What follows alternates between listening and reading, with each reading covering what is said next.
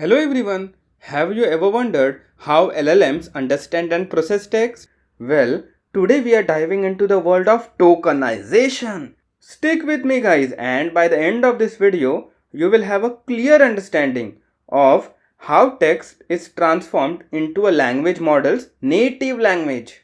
Alright, let's start with the basics. When we give an LLM a piece of text like a sentence or paragraph, the first thing that happens is tokenization. Now think of tokenization like cutting up a large block of text into smaller, manageable pieces. Now these pieces are called as tokens. Tokens could be words, subwords, character, or even bytes. But why do we do this? Why tokenization? Well, the model does not understand the text in the way we humans do. The model needs smaller chunks to work with, and these tokens make it easier for the model to process and understand the text. Here's the interesting part. Before the text even enters the model, it is prepared by Tokenizer. Imagine you type in a prompt like, "What's the weather like today?" The Tokenizer would break this down into smaller part, which is shown here. What is the weather like today? This process helps the model understand the text and generate an accurate response. Now, let's take a closer look at how all this works in practice. And let's download the model, run an LLM, let's tokenize 5 inputs. Let's get into coding. So guys, I have prepared this code for you. First, we imported all the libraries which are needed. So we require transformers and auto model for causal LM as well as auto tokenizer functionality. Then we loaded this model Microsoft Phi 3 mini 4K instruct model, and after loading the entire model we also loaded the tokenizer part, and then we took a prompt, that is what is tokenization. Now this is something called as a prompt template which this particular model uses. This prompt templates we will be covering in depth in the next sessions, but for now just be with me. Then we use tokenizer to tokenize this particular prompt, and we stored the output of the tokenizer in this variable, that is input IDs. If we print this input ID, this is not legible or this is not readable by humans. So we use decode technique to see what this individual IDs represent. So after printing all this, we can see that the model has successfully tokenized our input prompt. The first word is what, second word is, third one is token, and fourth one is IZATION. Here we can see that the entire word tokenization is split into two subwords. In this way, the tokenizer works for this particular large language model. There are three important factors that determine how a tokenizer breaks down a text. The first factor is the tokenization method. There are different methods to break down the text. Popular ones are byte pair encoding, WordPiece, and SentencePiece tokenization. These methods are designed to find the most efficient set of tokens that can represent the data. The second factor is vocabulary size. The tokenizer needs to decide how big the vocabulary should be. A bigger vocabulary means that more unique tokens, but it also means a larger model. The third important factor is dataset, which is the text which is used to train the tokenizer. If a tokenizer is trained on specialized dataset, like let's suppose medical text, it will perform differently than the one which is trained on general language. Now let's look into the types of tokenization. There are total 4 main types. First is word level tokenization, second is subword tokenization, then we have character tokenization, and finally we have byte tokenization. Now let's see each of the tokenization type in detail. First up, word tokenization.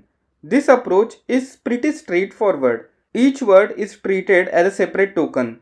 For example, the sentence "I love pizza" would be split into 3 tokens, that is I, love, and pizza. The major advantage of word tokenization is that it is simple and intuitive. Word tokenization is used in older techniques like word-to-vec, but it is less common today. Why?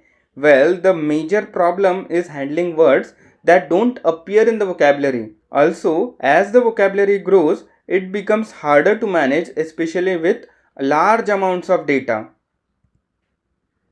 Next we have Subword Tokenization. This is the method most LLMs use today, and for very good reason. Instead of breaking down the text into full words, Subword tokenization splits into smaller parts or subwords. For example, unhappiness might be split into unhappy and ness. This method helps the model handle new or rare words. Subwords are often part of the vocabulary, so even if a word is not directly in the vocabulary or dictionary, the model can still understand it. Popular methods include WordPiece as well as SentencePiece tokenization. Now this tokenization is efficient and allow the model to deal with more text in the same limited space, which is crucial for large language model, especially transformers. Then we have character tokenization. This method splits the text into individual characters. For example, the word hello can be split down or broken down into 5 tokens, that is H, E, L, L and O. While this approach can work in some cases, it's less efficient than subword tokenization because it increases the number of tokens the model has to process. Character tokenization works well for languages with complex word forms or unknown characters. Last but not the least, there's byte tokenization. Here, the text is broken down into individual bytes. These are the smallest unit of data that computers understand. Each byte represents a part of character, usually in Unicode format. This method can be particularly useful when dealing with multiple languages and special characters because it is capable of encoding any text at the byte level. It's efficient, but it is not as commonly used as subword tokenization. Now I have summarized the entire tokenization for you guys. You may pause this video or take a snapshot for future reference. The main question is, why should we care about all this? Why does tokenization even matters? Well, tokenization is what makes it possible for LLMs to process and generate human-like text.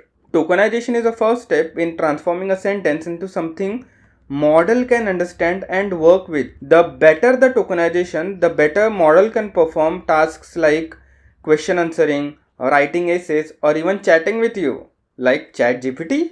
If you want to learn more about tokenization, check out this awesome article from Hugging Face on summary of tokenization.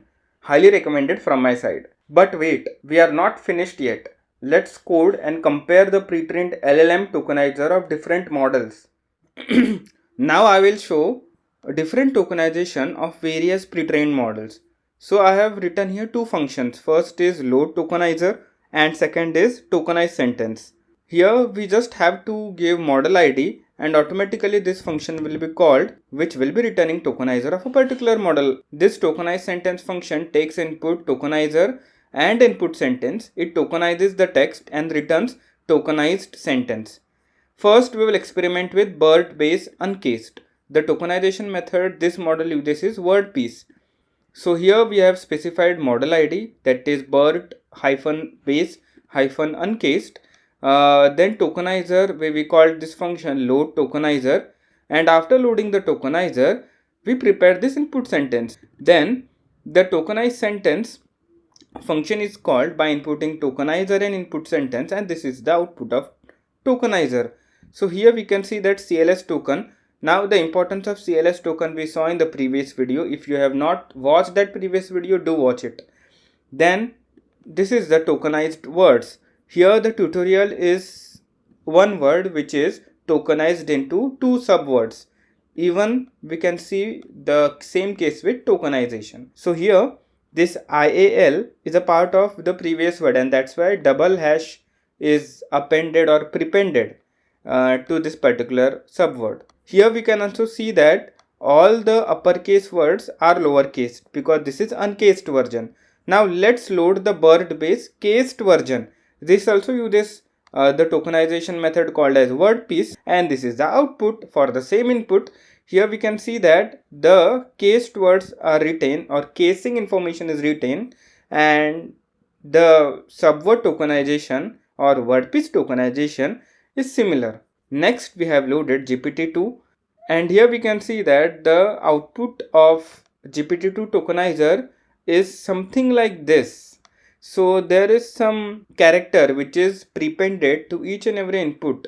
Now what is this character? We will be seeing in the next sessions, but here we can see that the entire word tokenization is splitted into two, that is tokenization.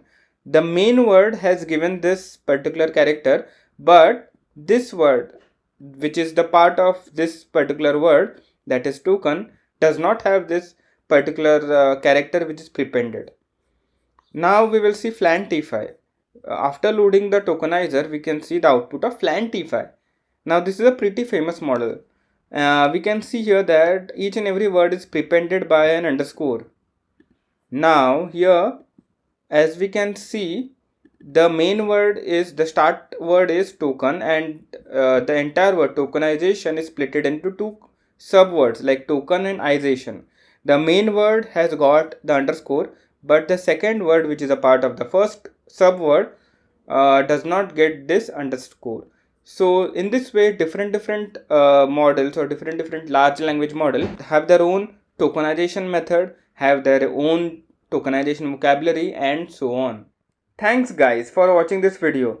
If you have learned something new from this video, don't forget to like this video, subscribe to the channel, and leave any questions or doubt you have in the comment section. Happy learning and see you in the next one. Thank you.